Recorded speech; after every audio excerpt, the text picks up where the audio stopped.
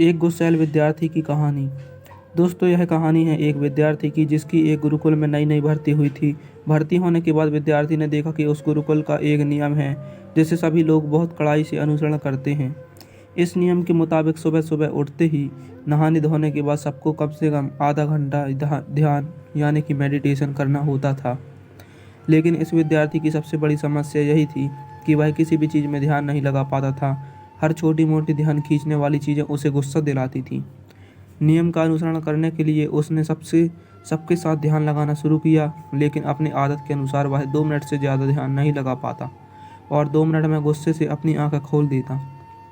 2-3 दिनों तक ऐसे ही चलता रहा। वह 2-3 मिनट से ज़्यादा ध्यान नहीं लगा पाता था। गुरुकुल के एक गुरु ने इस बात पर गौर किया और उस विद्यार्थी को अपने पास बुलाकर उससे उसकी परेशानी पूछी।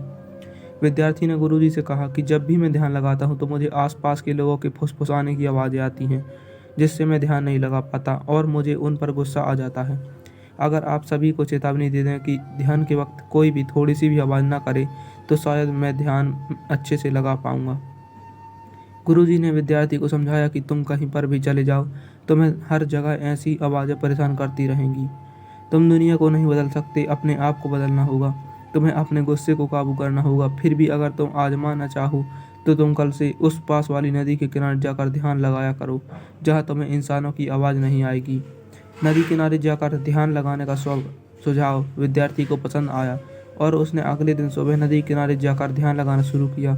4-5 मिनट ही हुए थे कि विद्यार्थी को एक घोड़े की आवाज़ सुनाई दी, जिससे उसका ध्यान टूट गया और उसे फिर से गुस्सा आने लगा। नदी किनारे एक आदमी अपने घोड़े पर सवार होकर घोड़ा चलाना सीखने आया हुआ था।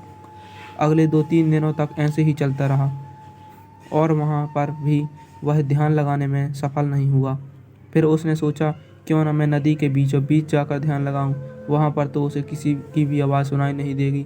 अगले दिन से विद्यार्थी एक नाव में बैठा नदी के बीचों बीच गया और वहाँ पर ध्यान लगाना शुरू किया। कुछ दिनों तक यह चलता रहा कि वह अच्छे से ध्यान लगाने लगा, लेकिन एक दिन जब वह ध्यान लगा रहा था उसे पानी की छप छप की आवाज़ सुनाई दी। उससे डिस्टर्ब होकर जब उसने आंखें खोली तो देखा कि एक नाव उसकी नाव की तरफ आ रही है। उसने जोर से आवाज़ लगाई और बोला कि अपने नाव को इस तरफ मत लेकर आओ, कहीं और लेकर जाओ। लेकिन उस गांव में सुनने वाला कोई भी नहीं था और वह नाव धीरे धीरे उसकी तरफ आकर सीधे उसकी नाव से टकरा गई। उसे बहुत गुस्सा आया, लेकिन वह गुस्सा निकाले भी तो किस पर। नाव में कोई भी नहीं था। दोनों नाव को लेकर वो किनारे पर पहुंचा। जैसे ही वह किनारे तक आया, उसकी तरफ एक आदमी दौड़ता हुआ, यह उसी आदमी के नाम नाव थी। वह आदमी पर गुस्सा निकालने लगा और उसे बुरा भला कहने लगा। उस आदमी ने विद्यार्थी से कहा कि मैं तो सिर्फ तुम्हें पूछ रहा था कि क्या तुमने किसी आदमी को इस तरफ आते हुए देखा है। मैं उसकी तलाश कर रहा हूँ और तुम मुझे ही भला बुरा कहने लगी। जब विद्यार्थी को पता चला कि वह नाव उसकी नहीं है तो उसका थोड़ा गुस्सा शांत हो गया। थोड़ी देर बाद वह नाव जिस दिशा में से आई थी उस दिशा में गया और वहाँ जाकर पता किया कि यह नाव किसकी है। तो उसे पता चला कि यह नाव रस्सी से बंधी हुई थी और तेज हवाओं के कारण वह छूटकर उसकी तरफ बह आई थी। यह जानने के बाद उसका बचा कुचा सारा गुस्सा शांत हो गया, क्योंकि यह घटना किसी इंसान के द्वारा नहीं किंतु प्रकृति के द्वारा की गई थी। थोड़ा शांत रहने पर और थोड़ा सोचने पर उस विद्यार्थी को समझ में आया कि उसे तभी गुस्सा आता है जब किसी घटना से वह परेशान होता है और वह इंसानों द्वारा की गई हो। लेकिन वही घटना अगर अपने आप होती है या कुदरत द्वारा की जाती है तो उसे गुस्सा नहीं आता।